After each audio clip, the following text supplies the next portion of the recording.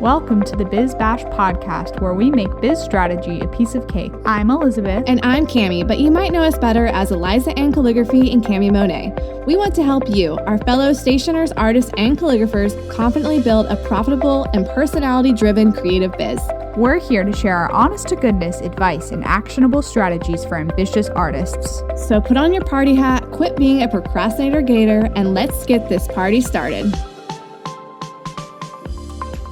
Hey guys, welcome back to the Biz Bash podcast. Today we have a very special guest with us who is going to be talking to us all about how to actually make the leap and quit your day job. So we have Cathy Heller with us today. So Cathy is the host of Don't Keep Your Day Job, this amazing podcast that is literally mind-blowingly off the charts on iTunes. And she also is about to release her new book of the same title, Don't Keep Your Day Job. And that is coming out on October 29th. Is that right, Cathy? It's actually November 12th. November 12th. Just kidding. JK on that one, you guys. But her new book's about to be released. So Cathy is all about encouraging you guys to find more purpose in your life and your business and get paid to do what you love full time. So we're going to have an awesome conversation with her. We're just going to dive right in. So Cathy, can you just tell us a little bit more about yourself and your journey as an entrepreneur? Yeah, thank you so much. I'm so happy to be here. I love your work. Both of you are so talented, and I love meeting a community of creatives. It's my favorite thing to do. I came out to Los Angeles 16 years ago. I cannot believe that it went so fast. And I wanted to be a songwriter. And as I was growing up, I just never thought there was any other job for a songwriter other than being so famous. Like I thought, okay, so if what you want to do is be creative, I thought if you were a visual artist, you'd have to be Van Gogh. And if you were someone who wrote songs, you'd have to like sell out stadium tours. Like I never saw any other path. And so I came out to LA like, all right, I'm going to get a record deal. That's the plan. That's the goal. That's all there is. It's that or nothing. And these are the days of like American Idol where it was first all starting. And that's what people thought. And I came out here and I worked super hard to get a record deal. And it was not an overnight thing, but within 2 years, I actually did get a record deal at Interscope. I was actually sitting with Lady Gaga at Sunset Sounds. She was recording Paparazzi, and I had just gotten signed to the label. It was pretty awesome. And when all that was happening, I was like, wow, this is it. I'm here. It's like, the dream. And about 6 months later, I was driving in my car, and my producer, Ron Fair, called me and said, we're going to have to drop you from the label. And I was devastated. I felt like I had met the Wizard of Oz, and he was like, I can't do anything for you. I thought there's nothing else. Like, what else am I supposed to do? It wasn't like there was like a secondary position where you could somehow then be paid. It was either like you're the star or you're not. So everyone started to say, okay, this is what we told you would happen. Now you have to quote unquote grow up and quote unquote get real and quote unquote get a practical job and be an adult. And people said, don't you know, this is what it's like. This is what life is. Like, we don't live in a fairy tale. You can be happy on the weekends. You can be happy when you retire. You need to spend your days like, sitting at a desk and being realistic. And I was like, okay, that's great. That sounds realistic, So I started to look for day jobs, and I got a job at a nonprofit because I thought, well, at least if I'm going to have a job, like I'll just try to do something good for the world. And nonprofits turn out to be super dysfunctional and stressful. So I left that job. And then a friend said to me, if you're not going to do what you love, you should just make money. Because if you're just going to be working, make as much money as you can. So she introduced me to somebody who worked in commercial real estate. He lived in Brentwood and had hundreds of millions of dollars. And he was like, you could work for me. I'm like, okay. And I worked for him for a year. And I was like, this is so empty. Like, okay, I can buy whatever jeans I want and I can eat spicy tuna rolls every night, but I'm not happy. Like, I'm just making money and I'm a money maker. Like, this doesn't feel like me. And I then tried like another creative job. My friend's like, well, maybe you should go back to doing something creative that's not as hard as the thing you really love. So I took an interior design class and I was like, I'm not good at this. Like, this is also hard. So one day I'm driving in my car again, because everyone's always driving in LA because there's so much traffic. And I pulled over and I was crying. I was like, I feel like a guitar that instead of being a guitar, I'm like holding a potted plant, like in the circle of the guitar. Like I felt like I wasn't being used to do what I'm supposed to do. I felt like I wasn't like being myself. And I think a lot of people can relate to that feeling. And I felt invisible. I was like sitting at a desk and I was like, this isn't me. I felt like Barbie. Like astronaut Barbie, vet Barbie, like trying on all these costumes and miserable inside. And I thought there's got to be a way. And I wound up asking myself, is there any other way for me to do music? Is there any other way other than being like Taylor Swift or Beyonce? And I found out a week later, I was talking to a friend. I asked that question out loud. She said, I just read a Billboard magazine. They were talking about how some artists license their songs and their songs are in TV shows and movies and ads for Kellogg's and Walmart. And I said, what? What does that mean? She's like, yeah, I just read a whole article. You should just go grab the magazine. So I read the article and I was sitting there thinking, this is amazing. Like there are all these indie artists I didn't know who were making a living, writing their own records, and they were, licensing music. People were paying them to have songs in TV and film. So I thought, I'm going to hustle my butt off and I'm going to figure out who I need to meet and what songs they need, and I'm going to make this work. And I did. And it took me like 18 months or so until I got my first song on my first show. But I started writing songs that would wind up on shows like One Tree Hill and Switched at Birth, and then ads like Walmart and Target and Kellogg's and Coca-Cola and American Airlines. And I was just shocked. I started making six figures, multi six figures. And then I was written about in all of these magazines. Like Variety wrote a full page article about me. Billboard wrote a full page article about it and put a picture of me. And I was like, oh my God, this is amazing. I can't believe how unique this is. It didn't seem so newsworthy, but it seemed like it was. And then long story short, all these other artists started to ask me if I could help them. And so some artists happened to live out here in LA, and I would have coffee dates with people and I would give people encouragement and tell them what I had to do to figure out who were the people choosing songs and what kinds of songs people needed and what the kind of lyrics were and what the kind of production sounds were like. And after a while, I started being interviewed on music podcasts and I started being asked to speak at music schools and fly out to different colleges. And shortly after that, a lot of artists started asking me if I would start an agency where I would pitch them. And then people asked me if I would teach an online course where I would actually teach this and break it down. And I really resisted both of those things. And then I finally said, why not? Like, let me do both of those things also. So I started an agency helping other artists. And then I started a class online called Six Figure Songwriting. And I kept my own songwriting going. And would you believe that it only helped me as a songwriter? I only started getting more work. Then the agency grew. I started helping other songwriters make literally multi six figures. I started helping that happen. And then the class started to help so many artists. And the class itself started making $1.5 million a year, just the class. And I was like, what is going on? And then what wound up happening is one of my students in my class said to me, you should start a podcast because your message and all of the ways that you help people break down how to do something creative and monetize it. She said, it really relates to every creative person, like anybody who has a dream job. And I said, okay. So I started a podcast called Don't Keep Your Day Job. And that was 2.5 years ago. And it's just like, whoa, like it just really took off. And then I wrote a book, and now I do courses and workshops and retreats where I teach all creative people, like, how do you get to live life on your terms? And yeah, that's my story. Oh my gosh, that's crazy. And that gives us such a better picture too, because when we go to your website now, like Cami and I did our research and looked at your Instagram and your website, you don't necessarily like get that full picture of where you started till now, because now you're just pushing forward to help others. So yeah. I love that our audience can really hear that, like, you started at the beginning, because that's where a lot of the people are that listen to this. Yeah. And everyone has a beginning point and has to maybe change a couple different times before they really find what's the best fit for them. And it sounds like you have had some incredible guests on your podcast and 9 million downloads, which is absolutely insane. So are there any go-to episodes you can think of right now that our audience should kind of tune in and listen to? Any favorites of yours? Oh, yeah. Well, for your audience in particular, I think that you would love Joy Cho. Has she been on your show?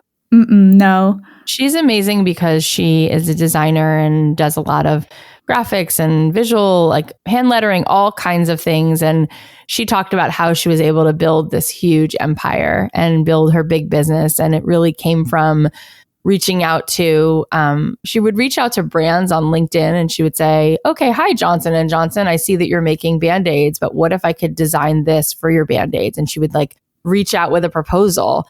And a lot of people said, cool, let's try this. And she started to really grow a big business. And another person who's in a similar space is Amy Tangerine. Do you guys know her? Mm-hmm. Yeah, she's great. And she wrote a book called Craft a Life You Love. And she comes from also the hand lettering space. And she went on to design stickers and all kinds of notebooks and all kinds of accessories. And she has a great story too about how she collaborates with brands and also does passion projects like murals and things like that. And then outside of this sort of more artistic space, well, I'll say one more on the artistic space would be Lisa Congdon. Do you guys know who she is? Oh yeah, I love her stuff. She's amazing. And what's incredible about her is when she was on my show, she talked about how she only first quit her day job when she was 40. And she didn't start really making any money with her art until she was like 45, 46. And now she's 54 and she's really thriving and she's one of the most renowned designers. And she didn't even begin until after 40. And I think that's super inspiring. But in addition to sort of the designer, hand letterer folks, we've had some amazing stories and amazing people on the show, including Howard Schultz, who created Starbucks as we know it today. What's amazing about Howard's story is that he was born into a family that was really suffering from poverty, and people just would never assume that. He lived in a tiny apartment in public housing in a tenement with his parents and his two siblings, and they were given food by Jewish Family Services because they had nothing. They literally they didn't have 2 pennies to rub together, and he now is worth $3.5 billion. It's an incredible story. We've also had people on the show like the actress Jenna Fisher, who's awesome from The Office, and she has a great story about how she found her way into acting, and she has a lot of great advice for people about really looking for what you are meant to do and letting the universe sort of guide you there and trusting that you'll be led to where you're supposed to be. We had Tamara Mellon on, who started Jimmy Choo. And that's an amazing story because she was actually in rehab. She had been fired as a assistant accessories editor at Vogue because she was really at a low point in her life. And she was in rehab when she decided, you know what, I'm going to get out of here and I'm going to make something of my life and I'm going to design my own shoes. And she told the story about how long it took her to finally making the shoe that became Jimmy Choo. And Jimmy Choo, funny enough, was the name of a cobbler in the East End of London who did the physical labor on the shoe. And she just loved his name. It's a great name. And she tells the story about how Candace Bushnell, who was the creator of Sex and the City, walked into her 300 square foot shop and bought 2 pairs of shoes, one pair for herself and 1 pair for Sarah Jessica Parker. And the rest is history because those shoes became like a character on Sex and the City. It's just been amazing to talk to so many incredible people. Bobbi Brown was on our show. Obviously, she built this makeup empire. And the list just goes on. And it's been such an incredible, life-changing journey for me to do the show. Yeah, that sounds like there is a ton of valuable information packed within there. And Jenna Fisher now, too, is doing Office Ladies with Angela Kinsey. Yeah. Which I have been avidly listening to. They're adorable. 2 episodes, right, that are out so far. And I'm like, why is this once a week? I need it in my life every single day. But it's really amazing seeing kind of like that list of people we've gotten to talk to. And I'm curious too. So as you started doing the podcast, did you have people kind of approaching you and reaching out to you saying, I want to be on the podcast? Or were you pitching them? Like, what did that process look like? As someone who has a podcast, like I'm very curious about that, especially when it comes to talking like to celebrities or someone who's very well known. Yeah. One of my main things has always been breaking through. and connecting with people doing that outreach. I feel like everyone who's listening and everyone I've ever met has something so worthwhile, but we just don't have momentum. And the momentum comes from doing the outreach. And most of the time we don't send enough of those emails or make enough of those cold calls because we are feeling intimidated. We feel like we're bothering someone. And we could have a whole podcast just on that.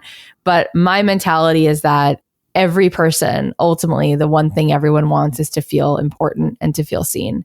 And every one of us can do that for someone else. And if we're really leading with empathy and we're truly enthusiastic and excited about another person, yeah, there are going to be people who say no, that they're too busy, but there will be people who say yes, they're happy to talk about themselves, especially if you do it in a way that's super personable and you reach out in a way that's really casual and you're not trying to prove yourself, but you're really trying to make a human connection.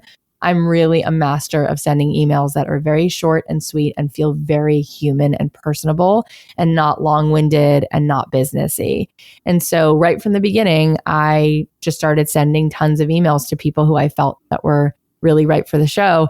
And for every 16 people that said no, one person would always say yes. And it grew. But I can also tell you as a podcaster, doing this now for 2.5 years and being somebody who has a top 50 podcast, and I've been interviewed a ton. I've done a lot of speaking about podcasts. I now tell people something that is very surprising, which is that our most downloaded episodes do not correlate to the famous people we've had on. They actually correlate to the content and the title of the episode. So when we've had episodes that are about getting unstuck or how to stop overthinking it, those episodes have been downloaded more. When we've had people on who are not as famous, but maybe the title of the episode is How to Live Life on Your Terms, which was what we titled the episode with this woman named Sarah Knight who wrote a book, people downloaded the heck out of that. So what I found about content, same thing about what I just said in sending emails that actually get opened. When somebody's going to download your content or make your content viral, it's because the content reflects something that makes them feel seen. It makes them feel like what you're saying or what you're showing or whether you're doing a video or a blog or a podcast, whatever the content is, if it reflects what the person is feeling and thinking, they want more of that. Because everyone who's scrolling, everyone who's on their phone is looking for one thing, which is to feel less alone. And you don't have to say something new if you say something true. So even if you wind up being great at sending cold emails, like I've become really good at that, just know that what's even more important is letting go of shame and speaking the truth and being vulnerable. Because when you do that, words from the heart in that way go right into the heart and people feel that finally somebody sees them.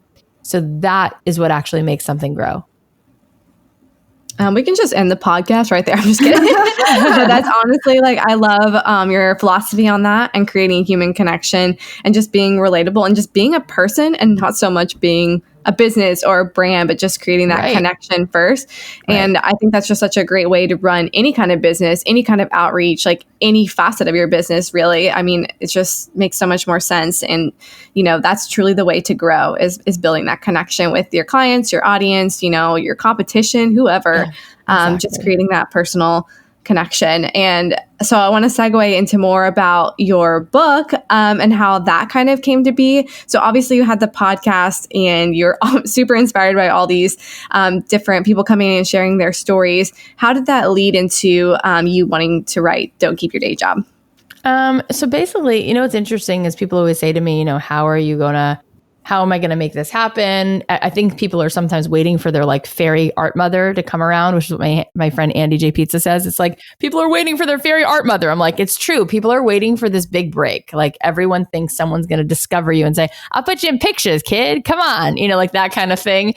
But that doesn't happen. And what's amazing is when you go ahead and you start to do and you start to create and you start to think of where you can show up and that's what you actually have control over, opportunities then come to you because you started to make something. And so I'm just saying that first because a few years before I started the podcast, I wanted to write a book and I had written a book about how to break into the songwriting world, which probably wasn't the book I was supposed to write, right? So sometimes you're like trying to like break down a door and it doesn't open and it's because it's not your door. Right? Like it's not the work you're supposed to do. So that's one good lesson.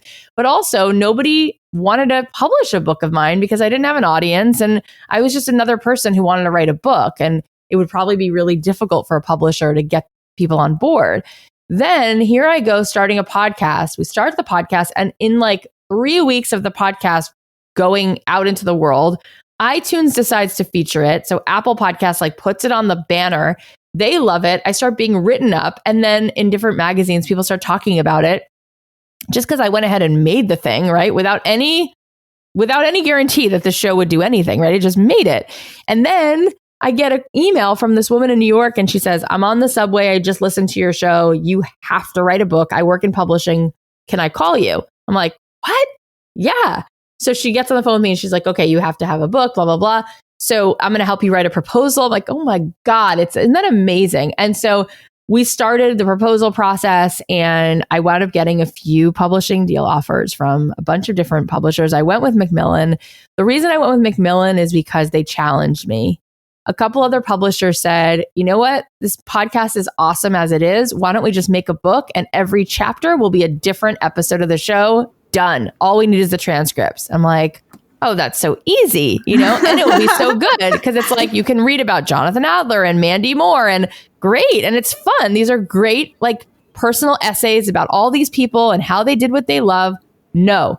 Macmillan was like, no. If you're going to write a book, Kath, you need to write something that's different than the podcast. People can sit and they could read through all the transcripts and they can listen through the show, but I want you to step back and I want you to decide what are the most essential pieces that people need to hear. What are the steps to take to build your dream job? What are the important mindset shifts? What are the things you really want people to get? And I thought, oh, now I got to really ask myself those questions. But I wanted to make it that. I really felt like that made sense. So it took a long time. It was agonizing. I continued to like go over it and like rewrite things and change things. And I wound up writing this book, which is really, it's great. It's a companion to the show. You don't have to have listened to the show to get the book, and you don't have to listen to the show if you read the book because it stands on its own. The book is me sitting down and saying, these are all the things I want you to understand. I want you to come home to yourself. I want you to know that it's possible for you to listen to the whisper inside of you and make a living doing what you love. And now I want to help you see clearer what steps you could take to start to put this into the world. And I think people will walk away feeling a jolt of inspiration. And I also think it's a very healing book because a big part of the book is helping you come to terms with what's not feeling good and what you've been sort of pretending to be okay with, and bringing you back, arriving at your own door and saying, wait, she's right.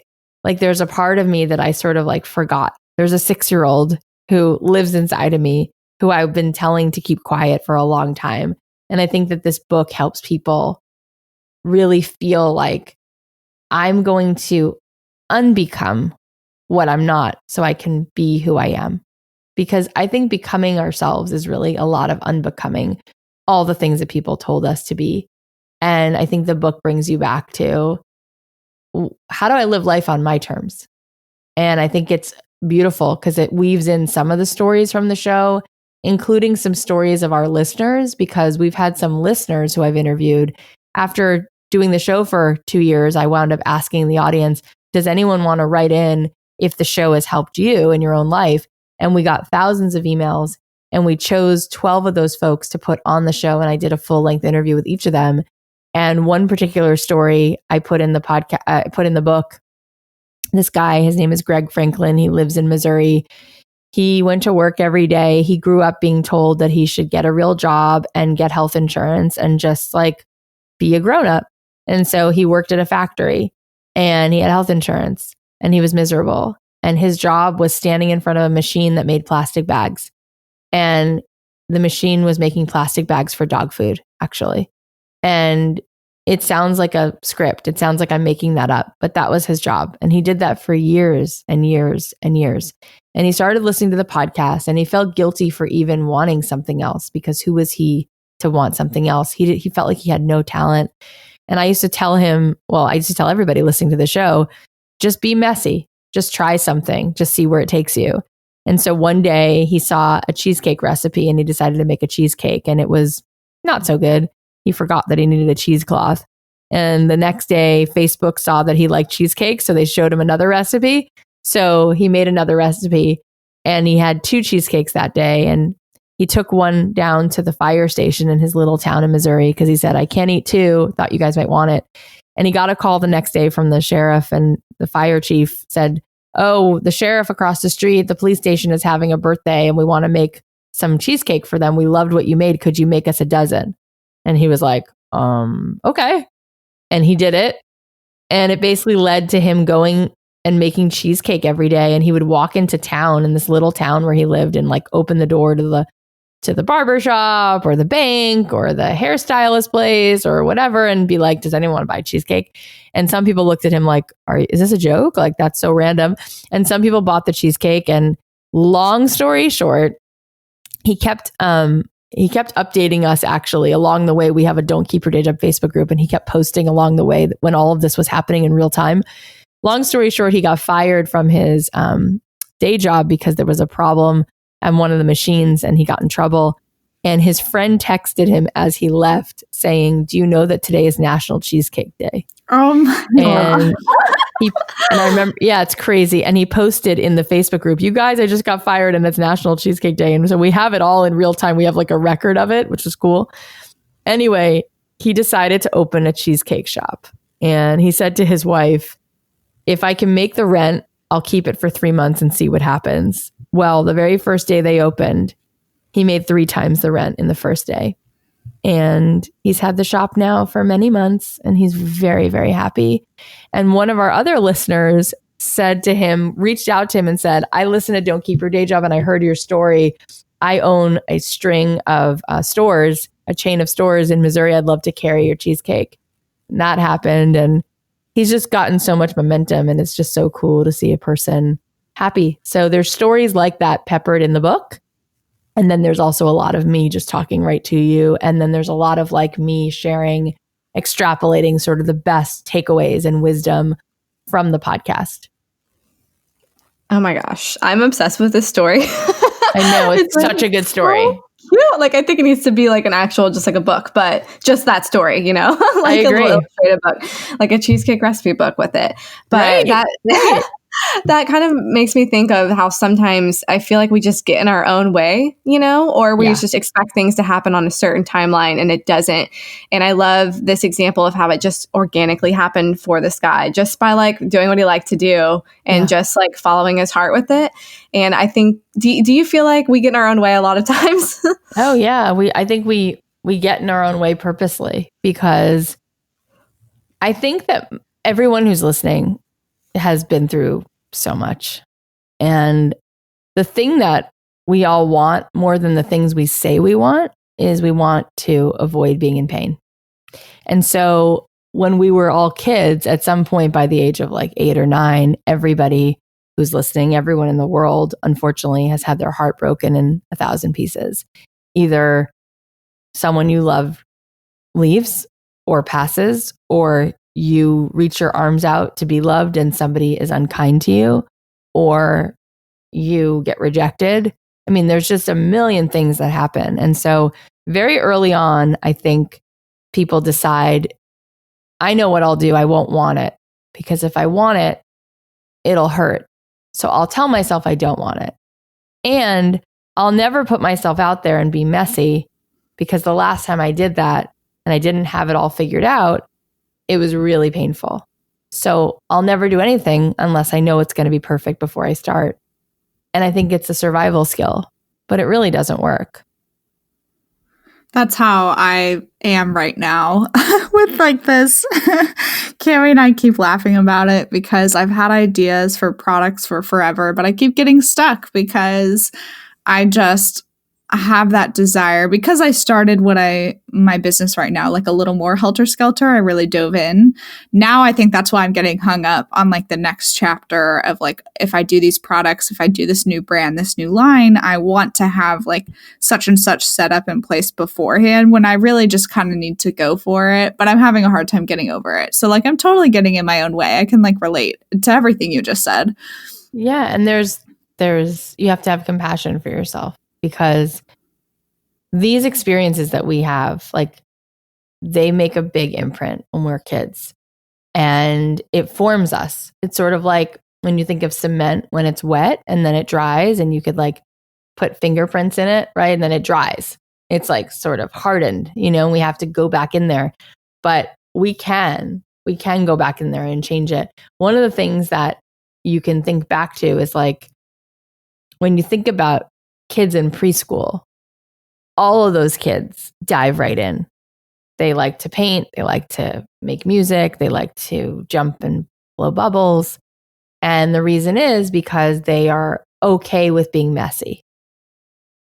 And at some point, we don't let that happen. But there is no way. There is no way to make something brilliant unless you have the courage to make something mediocre first. And so the process of letting it not be right is actually where successful people live, because it's all beta. There's no arrival. It's always the next best version. Yeah, that's an amazing point. It's true. Like, time is continually ticking away, and every moment something might change or be new or different.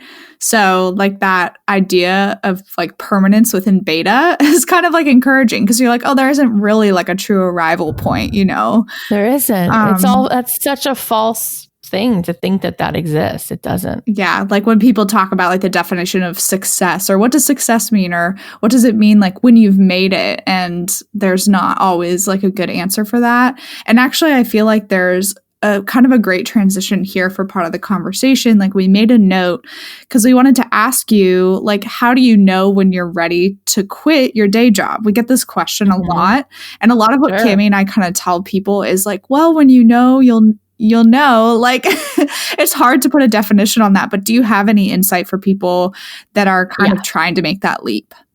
Yeah, I think that first of all, we have to understand that people usually build businesses backwards. What we normally do is we sit in our head and we go off into our little like cave and we make the thing, and then we wait until it's ready, and then we come out in the world and we say, "Here, world, you should buy this from me. Here's my business." And then we start to try to convince people to want it. And then it feels really unnatural to convince people of things. And then nothing works. And then we fall apart. So it doesn't work that way. So what has to happen is the opposite. And all of those things that I'm about to lay out that are really sort of what every successful business has done, you can do these things while you have the day job. And I'll sort of point to what benchmark you would need in order to quit. So what you do is, instead of going off in the cave and building it by yourself, the first thing to do is to figure out what's this thing you're building and who is it for, right? So who are you making the thing for? And then when you have the first thing, let's say you're making stationery. So figure out, like, am I making this for brides? Am I making this for bat mitzvah girls? Am I making this for baby name me? Like, who would be the person and what kind of person, right? There's different kinds, there's the people who like sort of a more anthropology feel, and then there's people who like sort of a like Chanel, Louis Vuitton feel, right? Like there's different vibes to things. There's different price points. There's different fishing holes. There's different audiences for different kinds of things. So the question is, who is it for? And so instead of making 15 prototypes, I would make one thing and figure out who I'm making it for. Then I would sit down with those people and say, what do you like about this? What do you want different color, different price point, different texture? What are your needs? Where do you need it? What do you need it for? At the heart of everything successful, your relationships or your business, it's radical empathy, radical amounts of empathy. So you go right to the person. Then you allow them to help you make the next incarnation of it, because they're going to give you the answer key. They're going to give you the feedback. If you were going to make dinner for your friend, it's much easier to ask her what she likes than to just in your mind decide you're going to make this incredible three-course dinner with steak and green beans, and you find out like, oh, she just went vegan. She can't even eat it, right? So it's like such a loss. It's just ask. If you think about people, whether they're working at Skippy Peanut Butter or they work at Apple, they spend all their time in focus groups talking to the people who are going to eat this peanut butter, or talking to the people who are going to use the iPhone, asking them what features they want, what they need it for, what are their pain points, what are their desires, and then it makes it easy to build it, right? When I was doing music, I realized that when I started to call people at Fox, NBC, Paramount, Lionsgate, ad agencies, I would ask them, what kind of stories are you telling? What kind of songs do you need? And they used to say to me, nobody asks that. All these songwriters all day long just send in these songs that they've written, thinking that we're going to find a use for a song that they wrote 4 years ago where they didn't even know what the project was about. But if you ask Randy Newman, who wrote all the songs for Toy Story, you better believe he had like 1,000 meetings with Pixar about what the story is. And then he knows exactly what to write. You know what I'm saying? So we build businesses backwards. So I would say while you're creating what it is that you're making and you're working in tandem with the people who you're making it for, I would then start to get to a place where you've hit the bullseye. You've had a few conversations, you've tweaked it, you've folded in the feedback, and now you've made the thing that they want, and now you've validated it. The idea has been tested and proven, and now you've started to sell it. You've started to sell whether it's the experience you're creating, whether it's a product, whether it's whatever service it is, whatever, you started to sell it. Now, once you've sold a certain amount of that, I would say you can quit. But if you still haven't figured out what it is because you don't know who it's for, then don't quit. You can do that stuff while you're at your job. If you actually quit before you know the answers to those questions, you're going to feel so defeated because it's going to take the patience to keep making and going back and forth with your customer and your client and really understanding what they need. Now, a lot of people don't want to do that at all. They feel like that's selling out. They feel like they should just be inspired. And they forget that we're built to serve. And that the difference between a hobby and a business is that a hobby is about you expressing yourself, and it doesn't matter if anyone else cares. But the virtue of something being a business means somebody paid you, which means somebody traded value, which is monetary value, for something that you made that's valuable to them, which means a business is serving someone's needs or desires or solving a problem. So we better care. We better care. And it's actually awesome to be able to use our gifts to make the world shinier and brighter. And we still get to do the thing we love. We just get to do it now for someone else also. Yeah, that's incredible. I mean, I feel like I've said amazing, incredible, fantastic a million times already, like during our conversation. But it's all about, you guys are so sweet. Yeah, it's all about like taking that time to like really understand your audience. Yeah, so our listeners' minds are going to be blown with that, honestly. But it's kind of, we're always telling them too to define your aesthetic, find your style, what are you actually like, what's unique about you and what's unique and special with what you're creating, and how can you like really find a niche. And when it comes to finding a focus group like that, how would you go about doing that, Cathy? Like, how would you recommend? Are you like reaching out to people you know in your circle? Are you finding someone on Instagram and be like, hey, what do you think of this? Like, what's like a tangible step that our audience could take to actually define their style a little more and find and make sure their product is the right fit? Yeah. So, I mean, right now people will say things like, how am I going to create a focus group? How am I going to get the information and the data?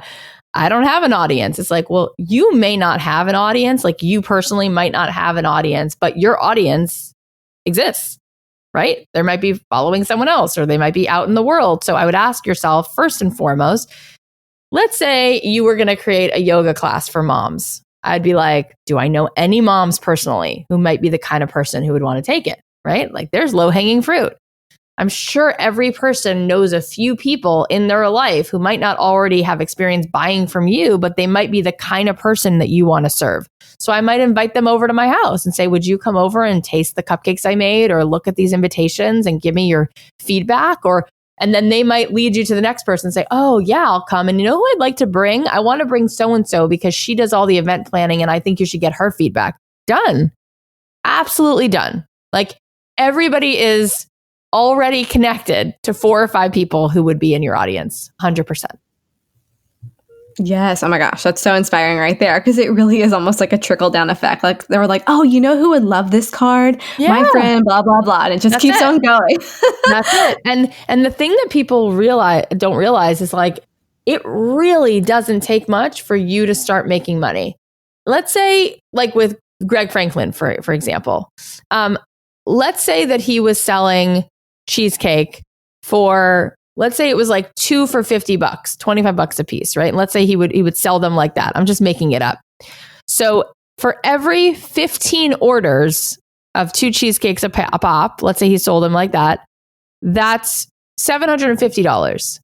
So every time he had 30 customers buying 2 cheesecakes at $50, he'd be making $1,500. So if he had 30 people paying $50, by the end of the month, he'd make $6,500. Isn't that crazy?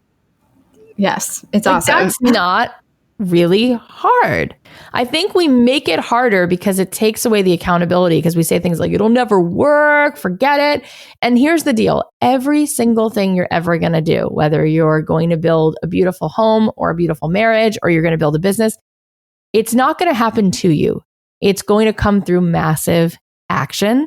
And that's only going to come when you believe in it. Because why would you take action if you don't really believe? Why would you start looking for a home if you believe that there's no way you'd ever be able to afford it? Why would you begin to take the action to reach out to potential customers when you don't believe that what you're doing is great, or that you'd ever be able to make $5, or that that it would ever sustain you? It's like, it goes back to, what do you believe is possible?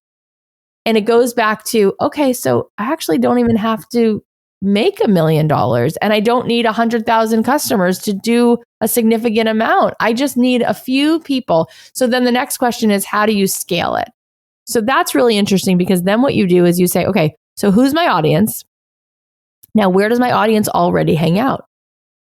So where can I get in front of more people? Right? Let's say you make invitations, and let's say you specialize in invitations for kids' birthday parties.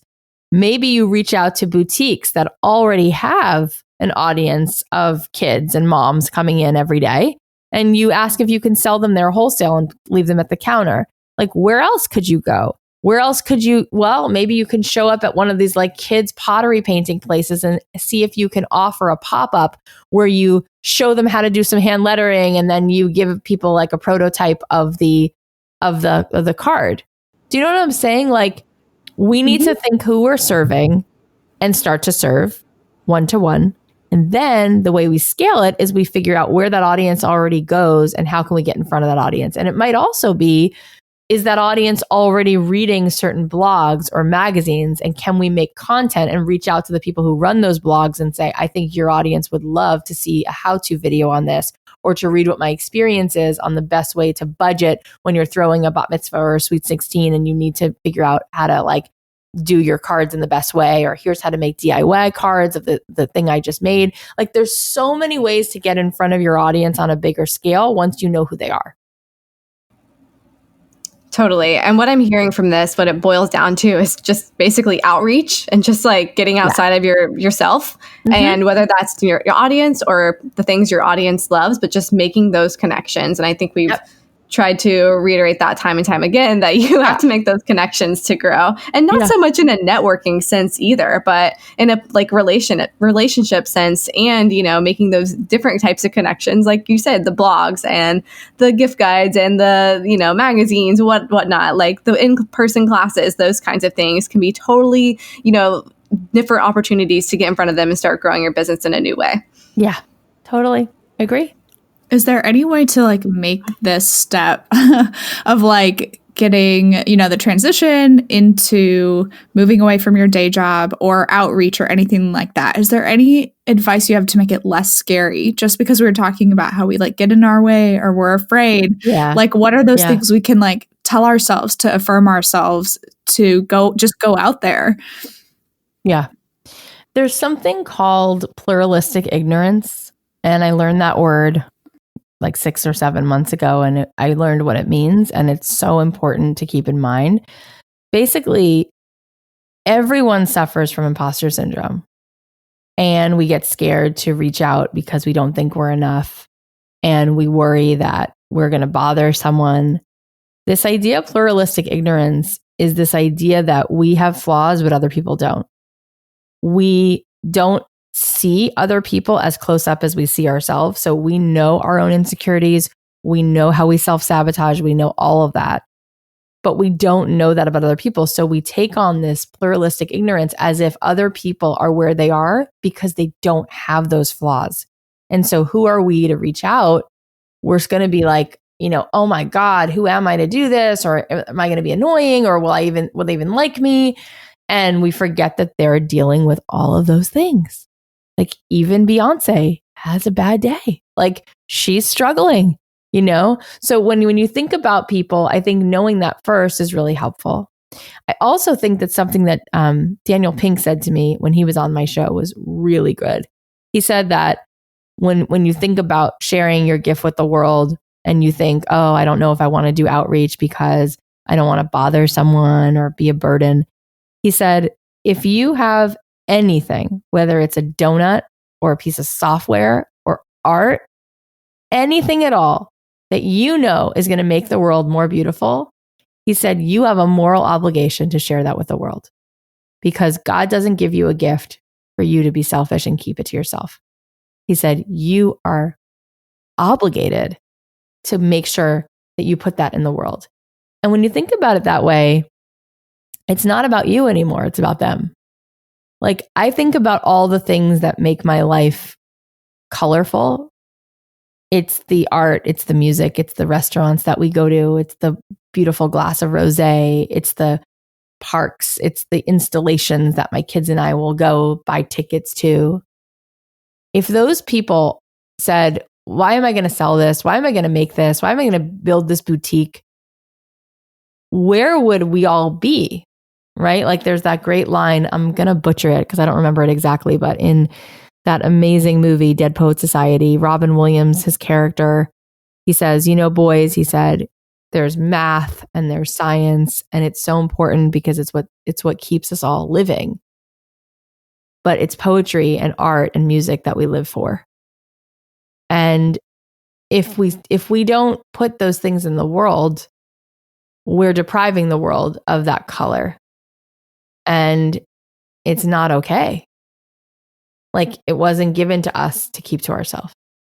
And not only that, but what people don't recognize, which I wish they would, is that the more that we do the thing we love, not only do we wind up giving that thing to the world, you give other people permission to do their thing because they see you making a living doing hand lettering or you making a living making cherry pie or cheesecake. And they think, that's so cool. Maybe I can be a dancer. Maybe I can write my screenplay. Maybe I can host a poetry slam. And that's where the magic is.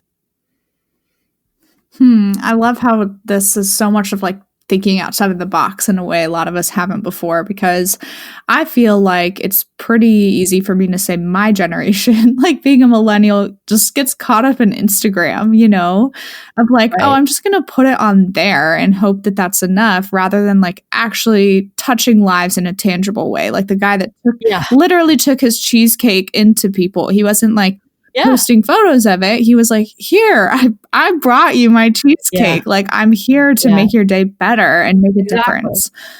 Yep, exactly. Well, I feel like we have covered a ton. We had like several other questions and things too, but everything you have said is absolute gold. We're kind of like reaching that hour mark. So at this point, I think it would be great if you could tell us a little bit about like when we can purchase Don't Keep Your Day Job, because you said it's officially in stores November 12th. Did I get that? Yeah. Okay. It's in stores November 12th. And for anyone who's listening now, I'm actually offering a free 2-hour live workshop on November 11th online. And if you miss it live, we will send you the replay and you can grab that if you buy a copy and you buy a copy for a friend. If you get these 2 copies, you get that as a bonus, but there's other bonuses even if you buy 1 copy. So I would definitely go grab a copy. I think that you will, love giving this book to friends because it encourages people to arrive home to themselves. And I think that that's a really important thing, especially because over the next 5 to 10 years, 50% of the jobs are going to be gone. And it's really a time more than ever to be creative because that's not replaceable, being yourself. So it's time to build our own dreams. And I'd love to see you guys buying the book. I think that it would it's like my love letter to you. So go grab the book. You can pre-order it on Barnes & Noble. You can pre-order on Amazon. And then go to don'tkeepyourdayjob.com/book bonus so that you can let us know you bought it and we'll send you the bonuses. That's incredible. Awesome. Yeah, that's awesome that there's bonuses too. Like, I just got so excited. Oh, you're so I know. cute. I can't wait to buy the book, and I'll buy a copy for Elizabeth. I'll buy the 2 and give one to Elizabeth. That's all perfect. And then Cathy, where can everyone find you on social media too if they want to connect with you there? So I love doing Instagram now. I just started that not that long ago, but I love it, and I'm there almost every day, and I read every DM. I'm at Cathy.Heller, and Cathy's with a C. And then the podcast is wherever you listen to podcasts. Okay, perfect. That's awesome. And we'll make sure too that within our show notes that we're going to be linking to your site and all that good stuff so that people can continue to find you. And thank you so much for dedicating an hour of your time today. And it was so fun. You guys are so good at what you do. This is one of my favorite interviews ever, and I'm not just saying that. Oh. That means so much. Thank you. We like to have fun with this. We're it's our baby. So I would say we're either pros or we just have no idea what we're doing, and somehow that amounts to definitely true. It's great. I love it. Perfect. But yeah, okay. So thank you so much, Cathy. This has been amazing. I know our listeners are going to listen to this and be like, holy bananas after they turn off the episode. You're so sweet. Thank you. Yeah, there's going to be tons of note taking. I can already tell so many quotable moments, you guys. It's just Step Brothers, except better. Okay. Wait, I have one more question for Cathy. This is a random personal question, but what part of LA are you in, if you don't mind sharing? I live right outside in the hills, in Beverly Hills. Okay, in Beverly Hills. Nice. I have family in Santa Monica. And the only reason I was asking is because every year they do this gigantic haunted house. It was the haunted house that inspired the Modern Family episode about their haunted house in the early season. No way. So I didn't know if you had ever happened to go. It's my aunt and uncle do this huge thing. No, but that sounds amazing. Actually, I have to say, in Beverly Hills, you guys could Google it. There's the witch's house from Hansel and Gretel. And there's a whole block of these crazy big mansions, and all the houses are decked out. It's actually a little bit too much. There's thousands of kids that you can't even get through. You're I just want a Twizzler. But it's, I gotta check that out. Yeah, we live out of downtown up in the trees, okay. but Santa Monica would be cool. I have 3 little kids, so Halloween is a big deal around here. And I had to sneak that in because this episode's going to air 2 days before Halloween. So everyone's in the mood. It's spooky month. Yeah. My nails are painted black. It's amazing. Yeah. And I'll tell you, what are you guys going to dress up as? I'm always a cat. I know. But normally I do really punny costumes. And then now that I'm older, I'm just I just always forget about Halloween at the last minute. Oh my gosh, it's ruining everything. But me too. Anyway. No, my 7-year-old is going to be a black cat. And then my 6-year-old is going to be a character from Descendants, because that's the thing that all the kids watch. And then my youngest, she's 3, and I begged her to be something else, but she's going to be Elsa again. It's just there's a million things to be. She's Elsa. Well, the movie is coming out too, so that's going to go on for another 2 years. So just be prepared, because now Frozen 2 is coming out. But exactly. I would say for me, I don't have anything planned for this year, but one year I was a cheese grater and I made it out of cardboard. God, that's adorable. And it was a last minute costume, and it was awesome. It's so funny because I don't think I've ever seen anyone else be a cheese grater before. It was just entirely random and hilarious and homemade. Now you're making me think I need to actually go get a costume, because my kids every year, I shouldn't just go out with a black t-shirt. I should do something. Okay, I'm gonna think of something to be. Okay, listen, I told my husband this year that we would, instead of me being a cat, that we would dress up as crows and be attempted murder. But I haven't found a cute way to do the crow, so I'm still thinking on that. And we never go anywhere, so there's no point. But anyway. I'll leave you with this cute anecdote, because I love talking about Halloween. I never talk about it.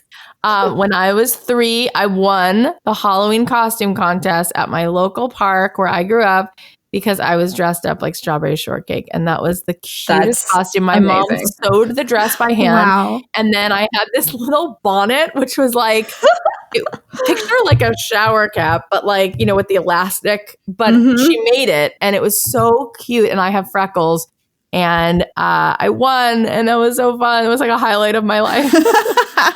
Yes, I love this. This is our Halloween episode, and it's making me so happy. I know. And what's your favorite candy before we get off? Ooh.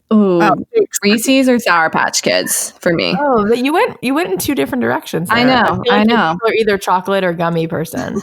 You were both. I honestly, I'm a huge M&M's person. I don't know why. I don't know if it's like a pack and like the individual pieces. You are easy to please. Just like make me really happy. But also Reese's has come out with the new Reese's Thins. That's just like a thinner version of a Reese's cup. And not because it will help you lose weight. I think it's a funny name that they call it. It's just literally because it's like, it's literally just because it's like, actual size is thinner, but there's something about that and like the size of it that is perfect. It reminds me of the size of an Oreo. Oh, Oreos. Does that count as a candy? No. You can't say Oreo. No, it doesn't count. I would go with Swedish Fish. Red Swedish. It's just the red ones. No. I mean, I can eat a gallon bag, a red Swedish Fish, and then I would also go with the pink and red Starburst. Oh, classic. So yeah. And that's it. That's my final thoughts on. Look, Cammy, you're not allowed. Cammy, you're not allowed to tell Cathy she can't like Swedish Fish. I can do what I want. Okay. I get it. I think my mom also loves Swedish Fish. I don't know, something from like her childhood or something. So you're so good. You guys are crazy. Y'all are wild. I don't even know. Hilarious. Okay. Before we keep rambling on about candy, even though clearly it's a passionate subject here, yes, it is. We just want to let you guys know, if you love this episode, to please give us a rating and review on iTunes. It helps us so much. We continue to grow and bring on awesome guests like Cathy. And then, of course, if you have any questions, you can submit them at bizbirthdaybash.com/Q&Cake. We will answer them on our Q&Cake episode and get back to you guys with all of your questions. Awesome. Yay. Thank you again one more time. I know we've said it a million times, but our audience is going to love this. And now I feel like because of what you said before, I have to make sure we come up with a super catchy title so that they'll all download it and listen to it. So if you have ideas, you let us know. I would say something like, how to live life on your terms, or I would say something like how to stop overthinking it. Oh, that's a good one. I do like something that. About overthinking it and living life on your terms. Okay. With Swedish Fish at the end.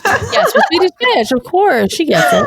All right, guys. I'm going to run to another podcast that's waiting for me, but you guys were awesome. Thank you. When is this coming out? It is coming out actually next week. It's literally going to come out October 29th. So we have a real quick turnaround because we were having the scheduling, but we got it in place and it will be up. So well, thank you for doing that. Thank you. Yeah. Thank you so much.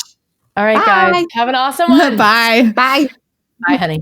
Hey guys, Elizabeth here. Just wanted to hop in and talk about one of Cammy and I's amazing resources called the A to Z directory. I know that all of us have thought at some point, how did she do that or how did she make that? And maybe you just don't know where to start and how the heck to produce the product that you've dreamt up. Well, the A to Z directory is the missing puzzle piece in your biz, and it is actually a yearly membership that is a one-stop shop to every supplier you need to create anything from wedding invitations to coasters, mugs, napkins, greeting cards, and more. And we even have resources for drop shippers, where to produce a bunch of different things. And essentially, we just want to help you guys search less and create more.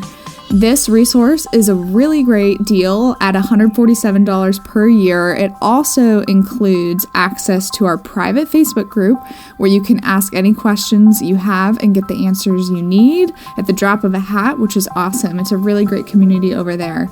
So head over to bizbirthdaybash.com/directory to get more information and to sign up today.